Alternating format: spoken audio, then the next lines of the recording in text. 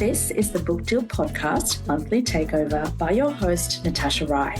I'll be bringing you even more debut and seasoned authors as they talk about their path to publication.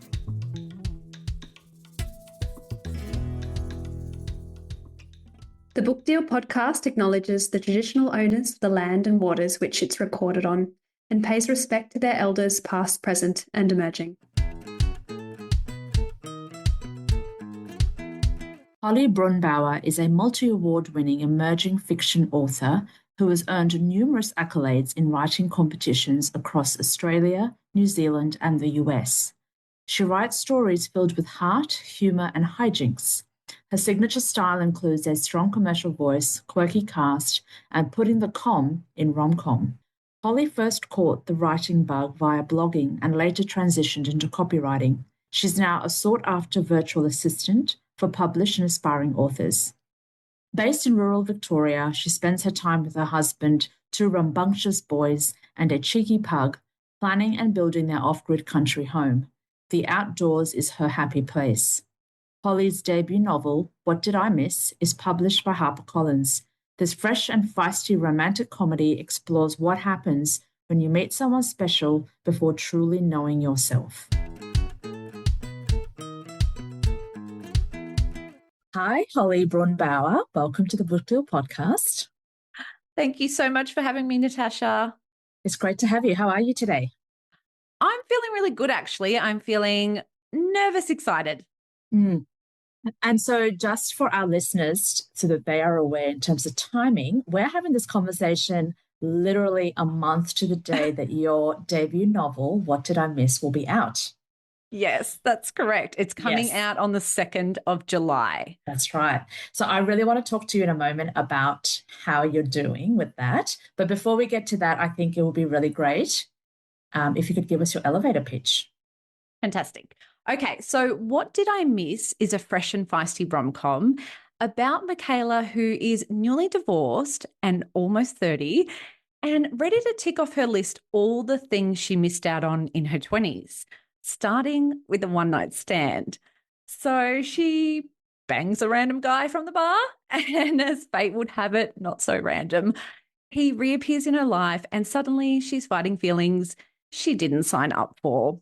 And even if she wanted to date him, which she doesn't, she can't because her auntie is bribing her to stay single until her birthday in order to inherit something that she doesn't necessarily want, but her ex-husband desperately does. And there is nothing Michaela would love more than to get back at him for the shitty thing he did that ended their marriage. So the question is, can Michaela stay single until her 30th birthday and tick off all the experiences she thought she missed out on? Or will she start a new decade with more regrets? Ah, love it. What a great pitch. Now, I have to admit, you sent me the novel, the manuscript, the novel, and I'd hoped to read some of it before we had our chat today, but it was so good that I read the entire thing. Oh, I found myself literally waiting in between work to go back to it to read. Now, having said all that, I'll just caveat it that my knowledge of rom-coms comes primarily from 80s and 90s Nora Ephron movies. I'm not a natural reader of rom-coms, not because I don't like them, just because I don't know. I think I tend to watch them. So I was really interested in a couple of things that really struck me in your novel, which is about the trope that I've been used to, or the kind of usual storyline revolves around in heterosexual romances about the woman wanting to be with this man and the man really withholding. And I noticed that was neatly flipped in What Did I Miss? Yeah, I'm just curious about that. Yeah, I would love to say, it was really intentional, but I guess in a way it is because, it's very sexy also for it to be flipped, for the man to fall first. Oh, yeah, I'll get into that.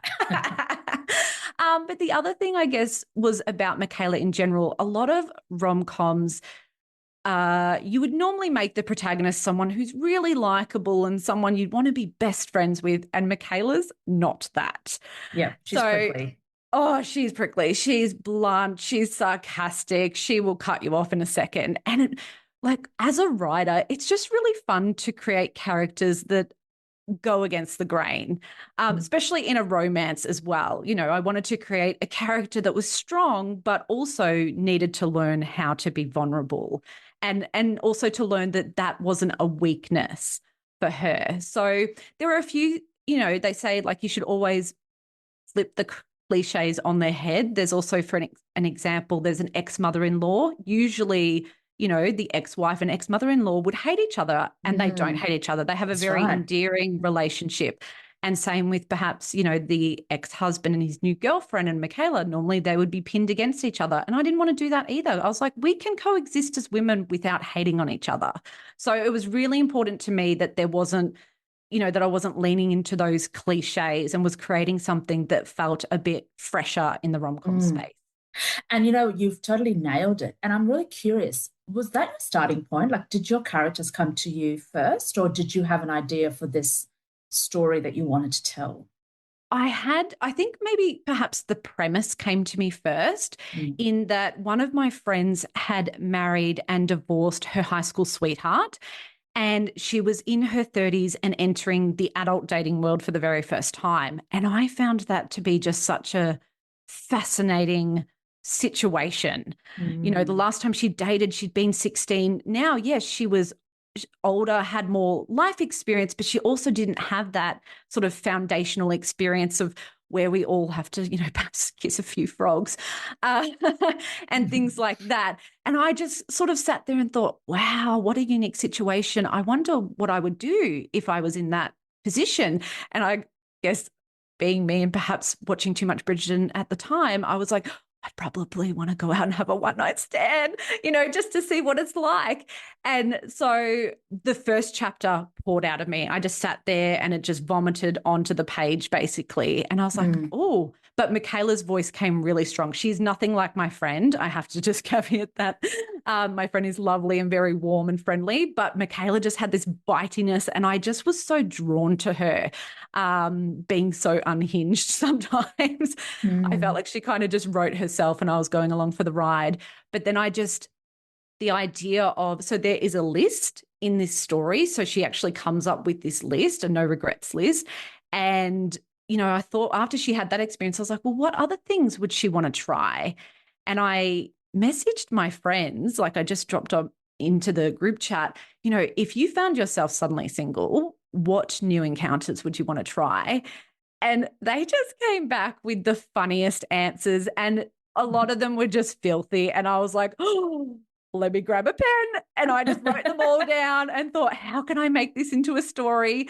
And, you know, so I have to really thank my horny friends for that. I appreciated that. But not all of them end up being, you know, sexually related activities. It does broaden out, but it was just a really fun place to start. And it was interesting to me because the group chat was going off. I could see it was something that was a conversation starter. And I thought, yeah, there's something here. I'm going to lean into this. So that's how it really got started. Yeah, I love that. And, you know, what you say about Michaela, she is a very strong character in that she feels so fully formed. And I have to say, as a reader, I didn't dislike her at all. I could actually see the vulnerability, and she's got a lot of insight, doesn't she? Because she does, without giving away too much, she does say a few times in the story that she's realized she comes from a family where they don't really talk about feelings, or they talk about, you know, big things. Yeah. And that really came through. And what I really delighted in was that I could see these vulnerabilities in her, and I was really glad that this man that she's attracted to seemed to do the same, which I loved. Yeah. What was that like to write? Like, his name's Beau. Am I pronouncing that correctly? Yes, Beau, that's correct. So Michaela, yes, exactly. Mr. Shepherd. Actually, I do want to talk to you about the sex in a moment. Okay. Let's just get to the good stuff. Oh, God, yeah. So Beau Shepherd, how was he to write for you? Because Michaela, and he also feels very fully formed to me, but obviously quite different to how Michaela is portrayed on the page. Yeah, so they are quite opposite. And sometimes, you have someone, you would pair them with someone who does challenge that person. And that's Beau's sort of role that he's playing, whether he was a love interest or not. He's constantly challenging her to look at her behavior and to really see, can she continue these habits? Are they actually serving her in the way that she thinks they are? With him, I wanted to put in a green flag man. I wanted Yes, someone so who is that. yeah, And hot. So hot. and of course hot. Like they're just going to be hot. Obviously, yeah. But I just wanted someone who had really firm boundaries and someone who could have a healthy conversation and address conflict head on, because I find, they're often in books like this, they don't communicate and stuff like that. Yeah, and the misunderstandings are really, I find sometimes just a bit silly. Like if someone just said one thing, it would just all be fine. Yeah. Yeah. And Michaela is very quick to always think the worst of people. So she does that quite often with him, because she is just, viewing everything through sort of, she says, like a broken glass, basically. But he's very quick to pull her, to pull her up on everything and call it out as well, call out her behavior. And I don't know what it was, but I just found that so hot. Like, even though I was writing it. It was like, okay, this is a good guy. And, like sometimes I think that romance novels are blueprints for men of how we want to be treated. Like these are the men that we, our book boyfriends, we call them. But they're really just like, guys, it's not that hard. Like just read the novels. Yes. This is what we want. We want someone who will, have a conversation with us about our behavior and our feelings and say, well, what's going on there? Let's actually have a chat about this. Let's unpack this. Yeah. So I really love that. But I do a lot of character development before I start my story. I always do start, like if the premise comes to me or the title comes to me, whatever it is, I spend a month getting to know my characters before I start my story. Yeah. Okay. Yeah. So that's why they feel. Yeah. So I'm curious about that. So when you say you spend a month getting to know your characters, what kinds of exercises or what are you doing to get into their kind of heads? Yeah, well, the first thing for me, I'm just a real visual person. So I kind of create I can tell. a mood board of their life, basically. Like I need to know, like I will find a picture of the character that matches the character in my head. I will also create their wardrobe. But every piece that I pick, there has to be a reason. So for example, with Michaela, for her bathers, she wears a practical one piece and it's black. And that's because she's an athlete. And when she's going into the pool, she's not there parading and trying to show off her hot little bod. She's there to get work done and she wants to beat Agnes in that race. So when I pick an item, like everything tells a story, but it tells me something about the character. So that's just a little exercise that I like to do. I also think about all the things that they like and all the things they dislike in their life as well. And then I also think about 3 things in their past that have happened to them that contribute to them being the character that the reader meets at the start. So even if that doesn't make it into the book, I need to know what 3 things happened to them, so that I can write them in a way that feels like, yeah, this person has lived a life. They were someone before you actually opened this book and started at chapter 1. Wow. Okay, all the writers out there, character development tips, write them down. So I'm really curious about the sex scenes. Okay. Because I get asked a lot about the sex in my book. So I always now like to read with an eye on that. If there is a romance element, which obviously yours is a romance book. How was that for you? How do you approach writing sex? Yeah, so I don't find it embarrassing or cringe or any different to writing an action scene, for example. If anything, I probably find the crying scenes and the vulnerable scenes to be really hard.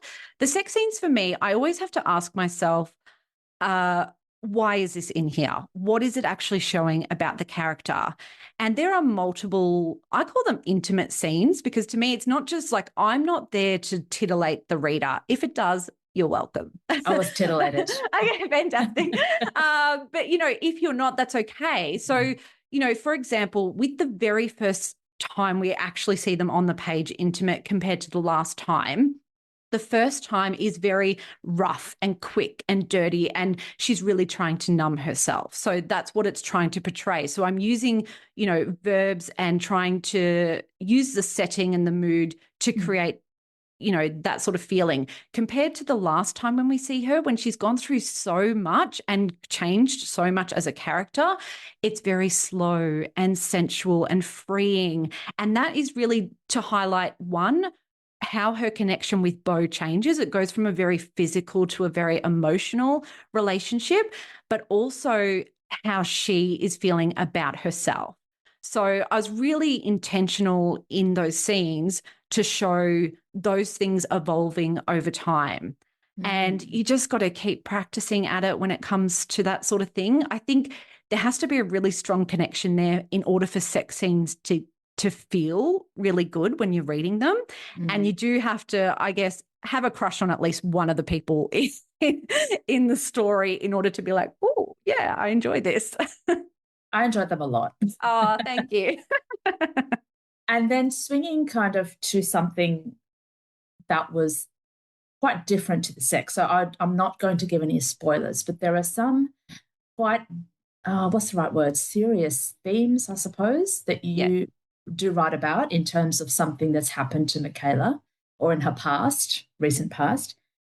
And that is obviously quite a different mood and tone to, the budding romance or the attraction she has for Beau. And what really struck me as a reader was that there is a beautiful way that you've done it, in that you kind of know something is coming, but it doesn't, I don't know, it doesn't take away from this person, and it doesn't overwhelm the reader. It didn't overwhelm me, but at the same time, it was such a beautiful, nuanced way for her to kind of face this thing.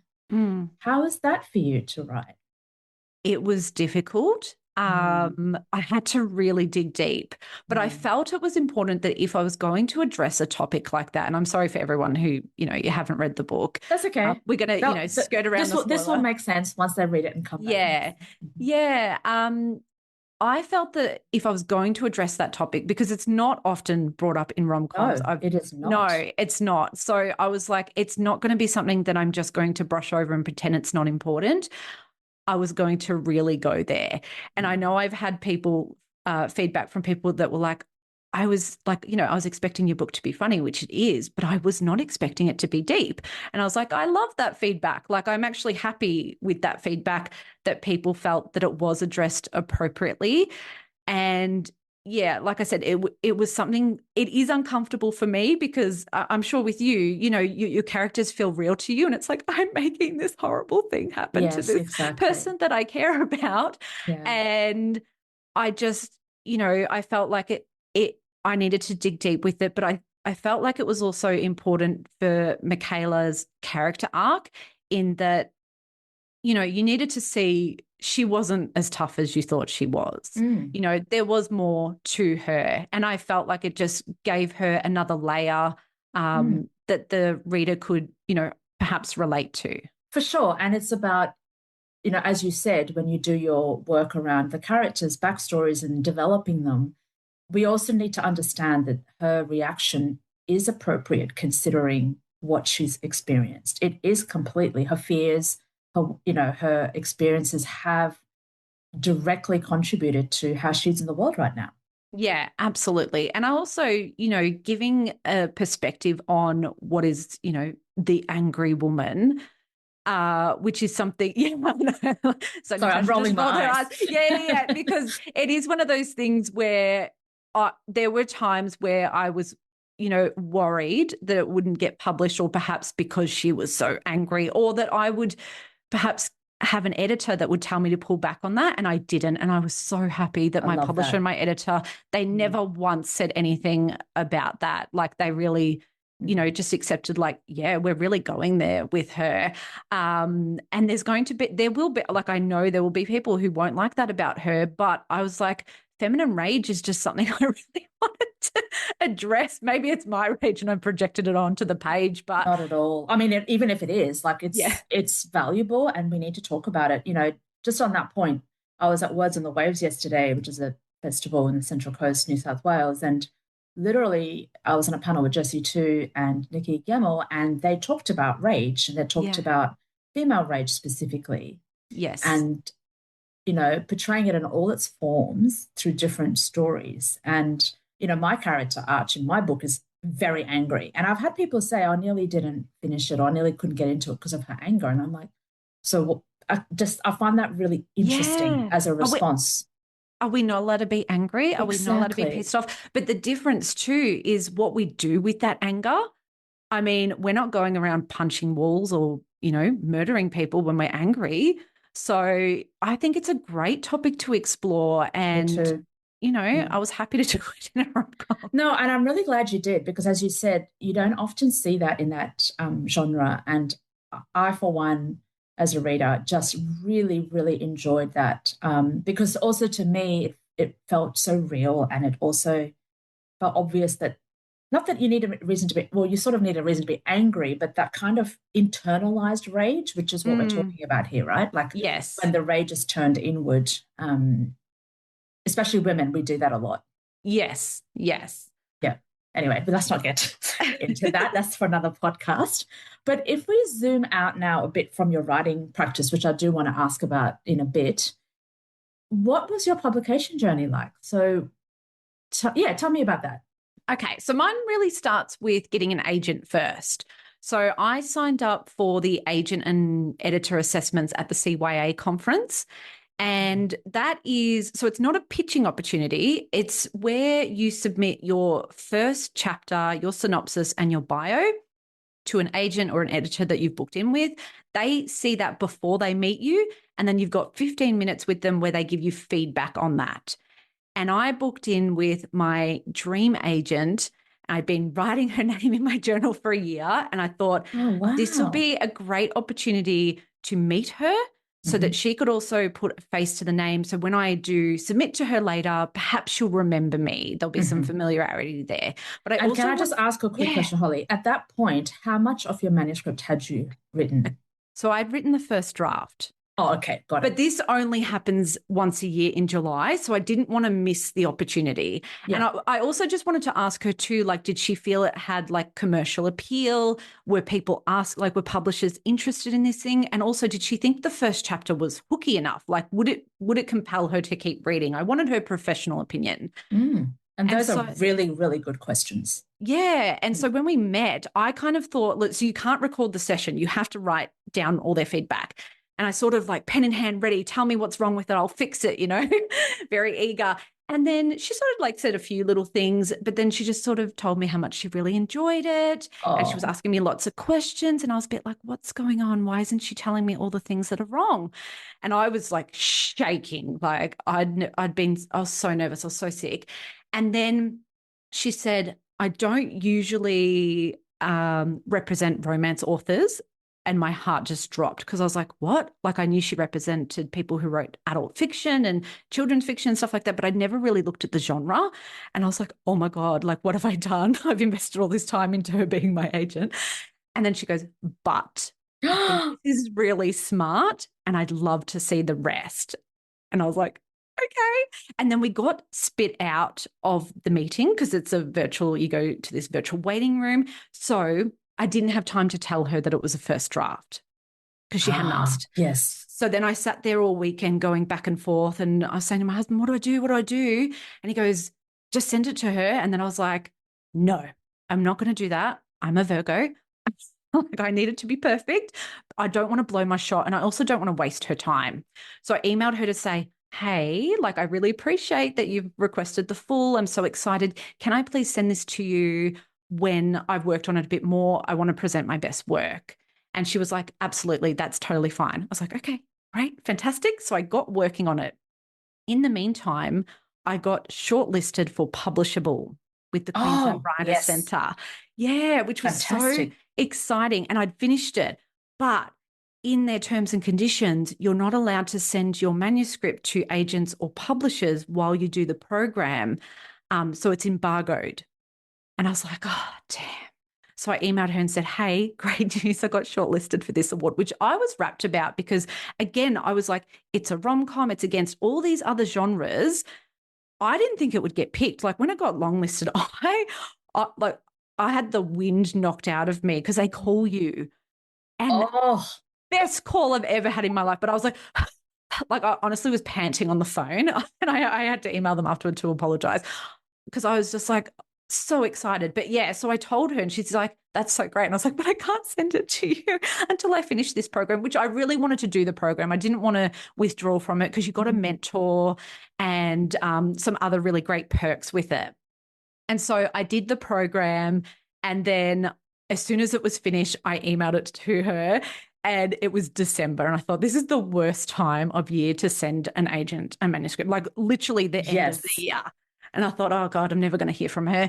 And then she emailed back and said, I'll get it back to you in January. And I was like, nah, as if you're going to read it by then, like whatever. And so in January, I was sitting there, checking my emails.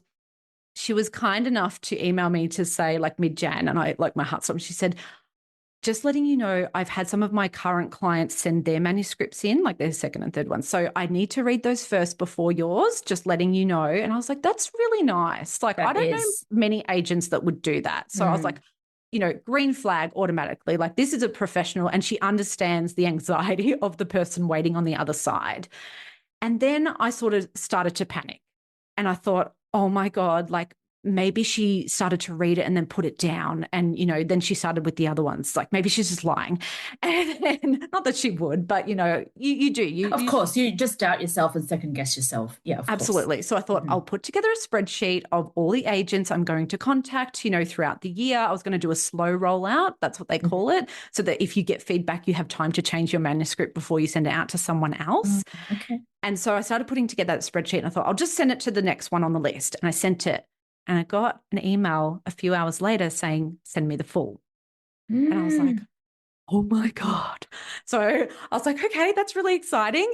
But then a week later in January, even though I wasn't expecting it, the email came through from the first agent. And I thought, oh my God, this is it. This is my first rejection. So I didn't even look at it. I just put my phone down. I went and made a cup of tea. Oh God, I can't believe you didn't look at it. I would have like, oh my God. Okay. No, I sat down at my desk with my tissues, ready to have my first, breakdown. And then I opened it and it was like, I'm not officially back at work, but I've read it. I finished it. I loved it. I'd love to represent you, all this stuff. And that's your dream agent. My dream agent. And I was like bawling my eyes out. And you did need the tissues. I did need the tissues. So I was like, thank God they're there. And it was just amazing. And I was like, I can't believe this is happening. I had to read the email so many times. What a moment. Home. I was like, can you read this? Does this say what I think it says? He's like, yes, it does. And I was like, so that was amazing. That was so good. And then when you have an agent, then they've got to put together a pitch package. And so she said to me, she actually does give editorial feedback if required, but she said, this is ready to go. We're going to send it out. And I was like, okay. And then I signed with her and literally a few days later it was out. She was sending it to the big five. And I was like, I'm not ready for this. And she's like, just hang in there. It's fine. Because you're not CC'd into those emails. That's right. Yes. Fantastic.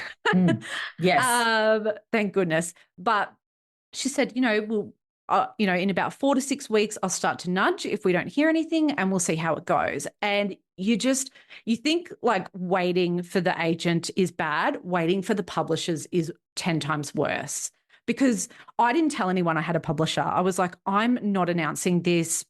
I mean, that I had an agent. Yeah, because I was like, well, what if the publishers say no? Like there's not many publishers in Australia. It's very likely. That's right. Yes. Yeah. So I was keeping this all to myself besides my husband. And spiraling the whole time.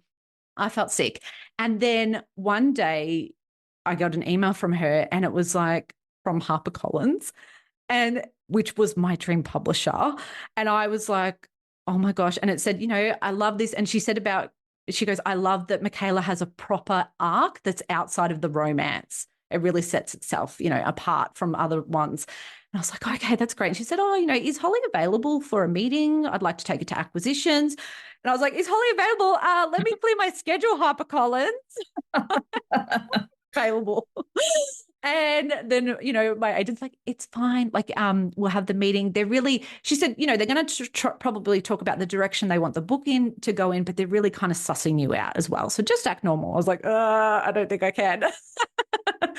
But it is the most amazing meeting you've ever had in your life. Having a publisher sit there and talk to you about your book for like 45 minutes and just tell you everything that they love about it, and also have this vision of where it could go even further. So she had ideas about things, and they were all things that I was like, yes, I'm creatively excited, because I went to that meeting going, okay, what if she wants to change this? What if she wants to change that? Da, da, da, da, da. And I was like, the only thing, which is the spoiler thing that we talk about, I was like, if they want to change that, if they wanted to pull that out, no, I think I'd actually like have enough integrity to not pull that particular thing out of the book. And thank goodness they didn't say that. Hi, this is Sam Guthrie. I'm the author of The Peak, which is being released on the 2nd of July by HarperCollins. And it's such a privilege to be on the podcast to tell you a bit about my novel. The Peak is an international thriller. It's set in Hong Kong, Shanghai, Beijing, and Canberra. And at its heart, it's about a love triangle that takes place during the 1997 handover of Hong Kong from the UK to the People's Republic of China. Two young men, Sebastian and Charlie, travel to Hong Kong, where they fall in love with a young Chinese woman, Chloe. Their love will test Sebastian and Charlie's friendship and loyalty, and ultimately results in a betrayal that haunts all three of them for the rest of their lives. But the book begins some 30 years after that. Sebastian is now a senator, Charlie's his chief of staff. Sebastian receives a mysterious 3-word message from Chloe's father and then commits an unspeakable act in Parliament House. In trying to make sense of his friend's actions, Charlie now must return through his memories of what happened during their time together in Hong Kong, discovering the horrendous truth of how a love affair can lead to the end of the world. This is a book I was inspired to write based on my 25 years of working in global affairs, including as a diplomat in Hong Kong at the Hong Kong Consulate. It's for people who love political thrillers like John le Carré and Robert Harris, and I'm so glad to have had the opportunity to tell you about it. I really hope you get a chance to read it and enjoy it. Thanks. It's so important. And I think as debut writers, we sometimes forget that it is a two-way relationship and that you are allowed to have your ideas of what is so important to you and your story and your characters, right? Because I think for a lot of debut writers, when you get this offer of publication, you're just like, yep, no matter what. But actually, it does actually do you credit and your story credit to go, hang on, what are my non-negotiables? Yes, I think that is important because there is a power imbalance there. And Yes. you do feel this desperation of wanting to get published and you're like, I'll just do whatever. But at the end of the day, you have to stand by that book. Yes. You're going to have to face your readers, and really they're the people that you have to impress, not the publishers. So, are you willing to walk away and stand by your story? And so I had to really ask myself that question. Luckily, I didn't have to. Yes, exactly. Be put in a position to do that. Yes. So we had that great meeting and my agent was there, which is really great to have because I was just all excited about talking about the book, and she was asking the practical questions. When is this going to acquisitions? Blah, blah, blah. Just things that I would have been too scared to ask or too caught up in the moment to ask. You need someone in your corner to ask those questions. Then we go away, and then a week later, so they have their acquisitions every Tuesday, and my agent emails me with a heading that's like, don't panic or something like that in capitals. And I was like, what? Don't send me an email like that. And I automatically panic. And she just says they didn't have time to get the pitch to the group because she was out of the office for a few days. It'll go to the next meeting. And I was like, oh my God, I can't wait. Like my stomach was in knots. I couldn't do anything else. Finally, we get to Tuesday. I hear nothing. And I was like, well, that's a bad sign because surely they skip out of that meeting and call you immediately. No. And then we get to the Wednesday and I thought nothing overnight. What's happening? I'm too scared to contact my agent. And then I get a text from her and it says, are you available to chat? Like, I'll give you a call. And I was like, oh, she never calls. She never calls. It's bad news. It's obviously bad news. Why else? She wants to break the news to me. And I was like, I'd prefer an email, to be honest, so I can just cry in peace. And then I say now. I think I literally just wrote now. And she took 3 minutes to call me and in those 3 minutes, I completely unraveled. I was walking around doing loops in my lounge room. I was crying. I was shaking. I was like, oh my God, like they don't want it. They think it's shit. I'm shit. It's never going to be published. This is my last chance. Like, just completely spiraling. Phone rings. I'm like, pull yourself together, woman. Do not cry in front of your agent. And so I'm sort of like answering. I'm like, hello. And she goes, hi, Holly. And I think, oh, that's so mean. Why is she so perky when she's about to crush my soul? And then she goes, congratulations. And I was like, I just heard nothing after that. Like we were on the phone for 40 minutes and I completely blanked. I was like, oh my God, that's so amazing. And so I get off the phone with her.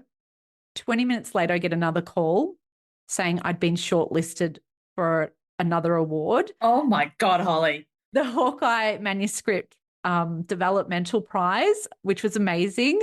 And then the next day, I get another call saying I'd been shortlisted for Adaptable, which is where you can go to Brisbane and pitch your manuscript, which was at that time an unpublished manuscript, to screen professionals.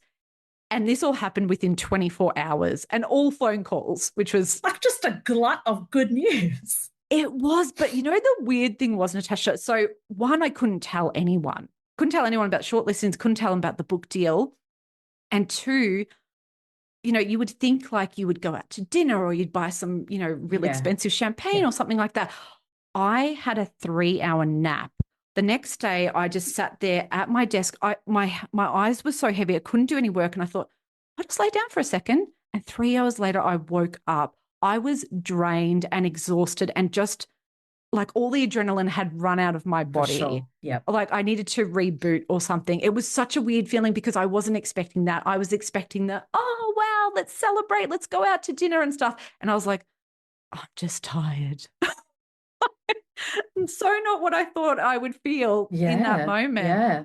So what did you have to do with those two competitions? So one of them I had to withdraw from because you couldn't have a book deal if, like, I could be shortlisted, which was great, but you couldn't have a book deal in place. Okay. So I withdrew from that one.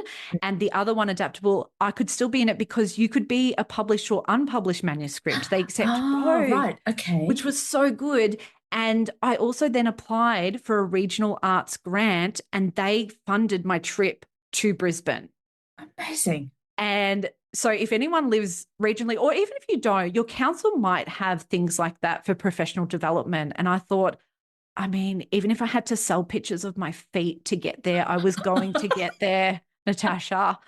So I just, but then I saw that they had this grant and it's like a 50-page long document. I thought, surely people give up after page 20, but I'm going to finish this. And then I got the grant. So I was like, I'm going to Brizzy. And how was that experience, the Adaptable pitching? It was amazing. It was a really great experience. Like nothing's come of it. There's no adaptation. I'll just give full, disclosure of that. But I didn't care. Like it was the first time I got to hang out with published authors and I was going to be one. Yes. And there were people that I admired and stuff. And I hadn't told anyone at that stage that I was going to be published, but I was like, guess what, guys? I've got a book deal. And so that felt really great. And they sort of, it was almost like they embraced me and they brought me in and they just told me all the things that I was about to face. And I really loved that. Like I thought that was really nice. It was almost like an initiation type thing, just welcoming me sort of to the side of publishing. And now I was going to see the next phase. The pitching was great. Like you do your first one and then by the time you get to your fifth, you're just rattling it off and the nerves are gone. So yeah. Well, what an amazing few days of complete recognition and acknowledgement and just that kind of evidence that your work was just such high quality. I mean, you got a book deal, which is the ultimate goal, right? Yeah. I know, but it is weird when you do get a book deal, you think you will feel validated. And what I felt, though, a lot of the time was scared. I constantly, like even once I had my book deal and I wasn't allowed to tell anyone, I thought I'll announce that I have an agent because at least, I do have a book deal. So that's fine. And I put together my newsletter. I put together my social media announcement and then I panicked and I emailed my agent and said, can they pull back the book deal? Like, could that happen? And she's like, well, they can always pull back. Like, there's things in there for different reasons. But Holly, like, it's fine. It's not going to, she always talks me off a ledge. I think she's used to me now. And still I was like, I'm not hitting send on that newsletter. And I did not tell anyone until I announced the book deal, because I was in this constant worry that it was going to be taken away. Yeah. So now it felt like this thing that I wanted so bad, but it also felt like this thing that could just disappear at any moment. And I was constantly on eggshells, worried that I would put a step wrong. And that's what I'm talking again about, that power imbalance that you do constantly feel scared, especially at the start. Now I'm fine to email my publisher. We have a great old chat. But at the start, it would take me an hour to like even just write back a sentence to her, because I would overthink everything, like, well, how am I wording this? And how is it coming across? And what if she doesn't like me? And what if she says, oh no, we found a better rom-com? I was just constantly having those thoughts. Yeah. God, it's such a nerve-wracking time. So then in terms of timing for you, Holly, what are we talking like from when you wrote that first draft to pitching to your agent to getting that contract signed? Yeah. So I took a month to plan my story. I did 3 months to do my first draft. God, that's fast. I'm a fast first draft writer. Then I took a month off, but also as I was writing that first draft, I have beta readers reading it hot off the press. Oh, okay. Yeah. So I get like real-time feedback as well, which really helps, especially if I ask a question like, what do you think will happen next? And then they'll say something and I'll go, I'm not going to do that. I'm going to change it actually. I'm going to do something they don't expect. So I love that feedback. And then so I take a month off. Then I did my second draft, and that took me 3 months. And then I took that to 3 other different beta readers, because now I need fresh eyes. And then again, took a month off. And then I did the third draft in a month. Okay. And then at that point for me, I was like, I'm ready to send it to the agent. But then I, got the award, so then I couldn't at that stage. That's so right. that's right. So then I just wrote something else. I just wrote a new story while I was waiting. Yeah. So about 18 months between writing the first kind of idea, that development, and then having to wait and then going into HarperCollins. Yeah. So the waiting time, I guess, oh God, it's sort of hard. I know it's a while ago. I'm just trying to get a sense of it, just so people can understand that. Yeah. Well, the idea probably came to me. The first idea came to me in 2022. And then I didn't start planning it until the end of that year. And then so I wrote it in 2023. That was the year I was working on it. And then I got my agent at the start of 2024. Yep. And then, got the HarperCollins deal not long after. Yeah. And then it's not coming out until July 2025. So July. And so long. So I think it was March that I got the book deal, and March 2024, and now it's coming out July 2025. No, so long. And I remember when they said that, I was like, oh my God, I will have written like 2 books by then. What are you doing to me? I could not believe the length of time. And it's such a long time. I think it's almost sickening, the length of time, because you're in this constant state of stress, prolonged stress. And in terms of structural edits and all of that process, how was that generally? Was it okay? Was it stressful? Yeah. I think the anticipation of them was more stressful than when I got it. When I got it, I was like, this is my jam. This is my element. I cannot control anything else except for the writing. And this is what I'm here for. Like this is my, my zone of genius. I loved it. And I actually loved working with an editor. I learned so much. Like, I think they forget sometimes that we are like, well, maybe you're not, but I'm an amateur writer. Like, I don't have other experience. There's no professional experience there besides writing courses. So, they'll say something and it's almost like there's this assumption that you know what they're talking about. I'm like, I don't know what you mean. Yeah, I was the same. I was like, I don't know what that means. I had to Google. Sometimes she'd be like, you write like these types of sentences. I'm like, cool. And I had to go Google it. Yeah, you don't know what all the lingo is. And so I really loved it. Like, I felt like I was learning, and I loved the copy edit. That was probably my favorite. And even my agent, I kept saying to her, I don't know what a copy edit is. Like, what is it? Can you explain it? And she sort of explained it to me, and she goes, don't worry, Holly, you actually really love it. And I was like, when I got it, I knew what she meant, because I love rules. and I'm very finicky and I love detail. So when I saw, like, most people would see like, oh, there's 8,000 changes you need to address. I was like, okay, cool. I had it done in like 3 days. Nice. It was fine. Mm. Like I loved it. Awesome. I'm so pleased for you. That sounds like, I know you said you were stressed, but it sounds like such a dream, especially to have all those other shortlistings come through at the same time. But one of the other things you mentioned was your newsletter and getting social media ready. Now, you're a social media, like, I think you're a social media queen, because not only because you're amazing at it, but I am spectacularly bad at it. And that's actually part of your day job as well. Like, you are a virtual assistant, and you work with other writers. In fact, you're going to be working with me next month to help me with my website.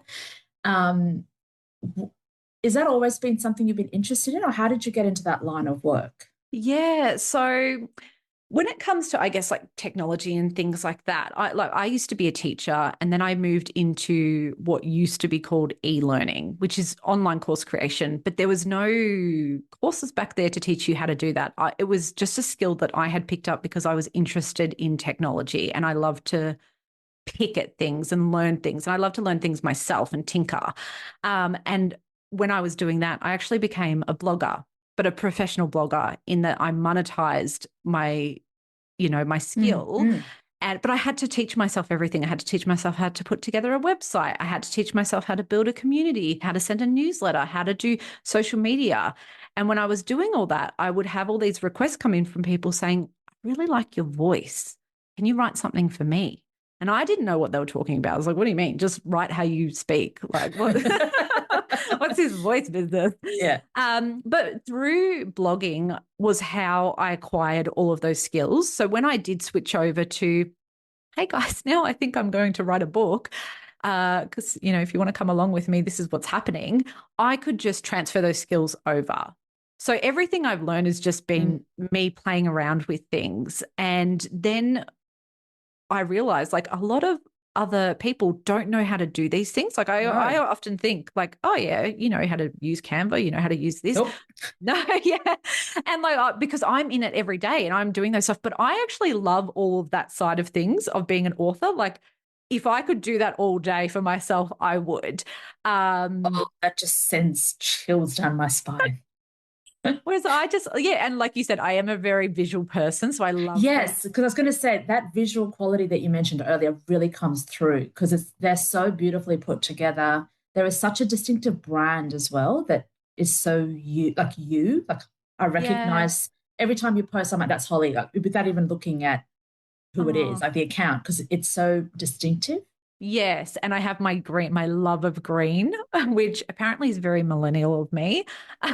They're coming after green now, Natasha. How dare they? Oh, God. So I just acquired skills that way. And then I thought, you know what? I'm going to put together a business. I heard another author on a podcast talk about that she needed a virtual assistant, but she didn't know why she needed one. And I just went and had a little stalky stalk of her online. And I was like, wow.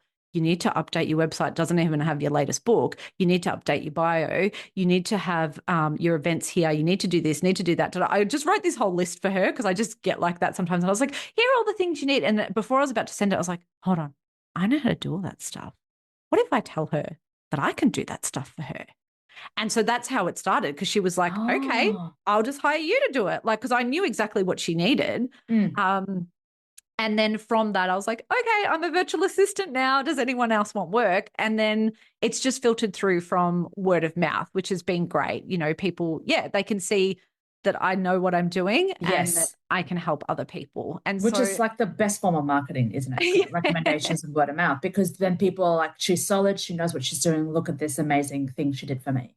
Yeah. So that's how it sort of all came about. And I sort of have realized what I want to do. Like, I don't want to do everything for everyone. I think at the start I was kind of doing everything. And now I was like, no, I specialize in branding, websites, newsletters.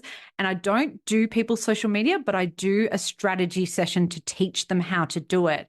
Okay. Because most authors cannot afford a social media VA ongoing. Only those who are perhaps full-time bestsellers. Yes, for sure. Yeah. Or they have a really great day job that pays really well and they can supplement that. That's fine. But most people can't. And also, I just think it's a really handy skill to have. So I like to actually sit there and tailor a strategy to a person at the point that they're at. Like if they're very new to social media, I'm not going to say, you have to do this reel and you have to dance like a monkey and, you know, you need to do these things because they're not going to do it. So I'm like very basic. I'm like, so just do this and just do that. You know what I mean? And if they are someone who's very on camera, I'm like, right, we can start from this point with you. And now these are the things that I would recommend that you do. Okay. So then, without kind of asking you to give too much free advice, what would you say, or what is your advice to writers? It sounds like what you're saying is, and I'm just going to paraphrase, start from where you are, like start with what you feel comfortable with. Is that right? Yes, absolutely. But I find you do have to push yourself out of your comfort zone. So I know. And Natasha, I heard you say something on one of the episodes where you said, oh, I go to post and I think that's too boring and I don't. Yes. Yeah. And I want to talk to you about that. You need to reframe it. What you're posting isn't boring. It's relatable.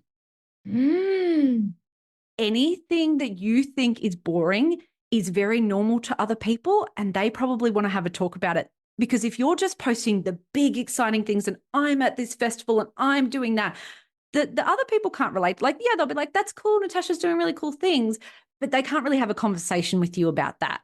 And so I'll give you an example. 2 times in my life when I've had the most DMs that I've ever had in my life was one when I announced my book deal. Fantastic, amazing, great. Thank you, people. The other time was when I talked about how I made mee goreng noodles and how my cousin makes mee goreng noodles. I just jumped on my stories one day. I don't know why. I was just like, oh, I didn't realize people made them different way. My DMs like blew up. It took me a week to get through it. People wanted to tell me how they make their mee goreng noodles and which way they thought was the proper way. And people who never comment, you know how people lurk, which I lurk too. Yeah. People who never have a chat all of a sudden just jumped in and wanted to have a conversation. And you might be thinking, Holly, but how does that relate to book sales? And the way it relates is that you're connecting with people. You're not always selling with them. You don't need more followers. You need a stronger connection with the ones that you already have. So you need to talk to them about things they want to talk about. And apparently noodles is something people want to talk about. Yeah. But the other thing to remember is that people buy from people that they like. And I'm not saying you have to be a likable person, but what I mean is you have to have a like-mindedness with people. So there has to be something there that they gravitate towards that isn't just your book. Because you only, your book's out for a very small period of time. You can't just go back into your writing cave and not be on social media and front up and be like, hey guys, sorry I haven't been here for a while, but now I have a book out, because then that's transactional. Yeah. You haven't put in the effort. You haven't, you're just there to sell to someone and they're going to sense that immediately. You have to have these ongoing relationships. And then when it does come time when your book's out, people are so excited for you. They want to support you, whether they buy it or not. They might share it. They might recommend it to a friend. But, you are someone that they feel is their friend and is like them. So that's one of my top tips. Okay, I feel like you've just blown my mind in 100 different ways. I've got more. See, because I never, I knew it theoretically that you can use social media to connect with people, but I guess because I don't necessarily always connect with people like that, I just had assumed that the type of people who might connect with me wouldn't, but that is obviously not true. Yeah. I'm going to give an example of not talking about your book and how, you can still talk about topics and themes. Kylie Orr, who I think has been on this podcast before, she is a great example of social media and her newsletter, because she talks about things that so she has a newsletter called If I'm Honest, and she talks about things that outrage her, and they always have a feminist spin, and she's, really dismantling the patriarchy and stuff like that. And so she's talking about something not about her book, but when you read her book that they're going to have themes like that in there. Mm-hmm. So she's just talking about things that are on topic, especially for women, because that's her target reader. Yes. Yeah. You know what I mean? And so I know, I honestly love her newsletter. I will make a cup of tea, I will sit down and I will read it. But I also know whenever I front up to her, I will stop my scroll, because I know I'm going to learn something or I'm going to be provoked in some way. And I just I think that's a really clever way of making sure she's always there. People know who she is. She gets asked a lot to host, interview people for events and things like that. And the reason that is because when her book's not out, she doesn't go and hide. She's still on camera. You see her speak. You can tell she's a great speaker. She's very funny. She's very witty. So she's front of mind. And then when she goes and does those events, her book is there at those bookstores when she's interviewing people. So she's making sales. Yeah. Do you know what I mean? And I'm not saying Kylie does this in a strategic way. I think that is her. Yeah. But it actually works in her favor. And so what about different social media platforms? Like, does your advice come back to where are you at now and what is suitable to you? Yeah, I think you need to find somewhere that you are comfortable being at. So maybe that's not even a social media platform. Maybe that is Substack, or maybe you want to start a podcast and interview people. It doesn't have to be social media platform. Okay. You do have to have a level of comfort, because I think what I hear all the time from authors is, I hate social media. I don't want to be there. Now, just think about that. If someone rocked up to a party and they said, I don't want to be at this party, and they stood in the corner and they folded their arms, do you think anyone's going to want to sit with that person or approach them? Yeah, no. Yeah. So you're bringing that energy to social media if that's how you feel about it. And I honestly, even if your publisher says you should be on social media, I disagree. I think you should be somewhere you feel comfortable, because if you're bringing that vibe, it's not going to work anyway. Yes. Yeah. That's so true. And maybe that's not the medium where you express yourself. Maybe you do need long form, so like a Substack or a newsletter, or maybe you do want to have a chat and you want to create a YouTube channel or a podcast or something like that. Or maybe you instead go to your local library and say, hey, do you have authors booked in? I'd love to interview them. I'll read their book and ask them the questions. You can get out and, be in the community in some way that feels comfortable to you. Yeah.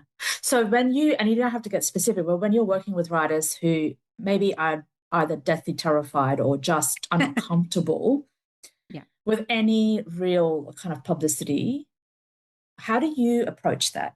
So I just say, don't talk about yourself, talk about other people. And also that's a great thing to do. Like, talk about other books that are in your genre, talk about other authors, support other people. I don't think you need to talk about yourself until you feel comfortable to do that. But the other thing I think is, especially for women, I think it's really hard for us to do that. But what I say is, fly your freak flag. And that means you tell people who you are and what you're about. So own that. Own that, like, you don't always have to be talking about your book, because, like I said, you're trying to strengthen that connection. Yeah.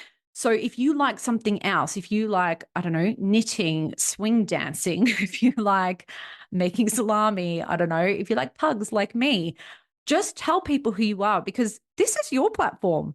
If people don't like it, they'll bugger off. That's true, yeah. But what you'll do is you'll actually attract the people who do like it, and they'll stay. And you'll be having a good old chat with people who like what you like. Therefore, you're actually going to enjoy the experience. Like, when I front up to social media, I never think I'm going to advertise to people or market them to sell my book. I'm like, I want to talk to my friends.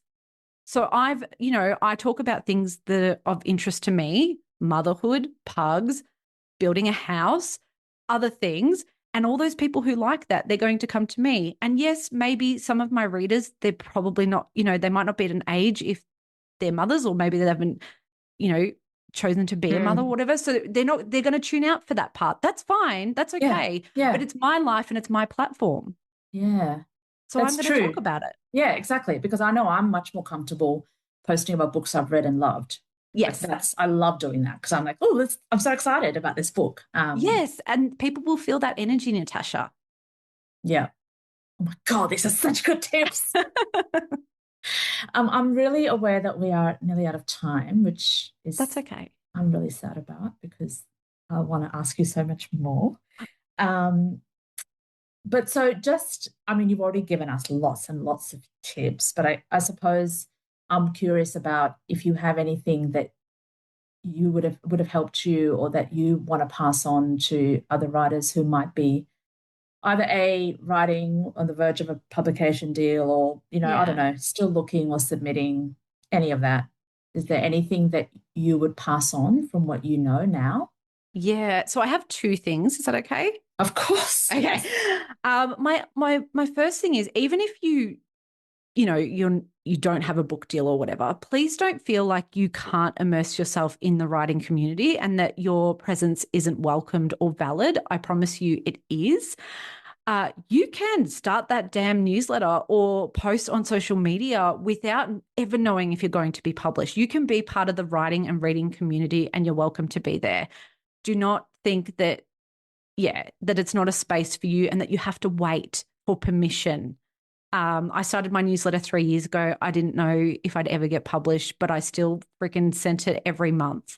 You know what I mean? And I just wrote about random things. I wrote about my personal life. I wrote about my writing life, whatever, the books I love. Just do that. Just tell people, again, who you are, and they'll come to expect it. The ones who don't like it, they can go away. And the ones who do, they'll stick around. And then when you have that book deal, they're going to be so damn excited for you. So that's my first tip. My other one is to get feedback. Feedback is so valuable when you're writing, especially when you start, because you have this beautiful confidence that everything you write is amazing. And I promise you it's probably not. It probably is. Maybe yours is. Mine definitely wasn't. Like what I was writing, oh my God, I cringed so bad. But you need that feedback because you do have a confidence that you don't have later on, unfortunately, when you second guess yourself about everything.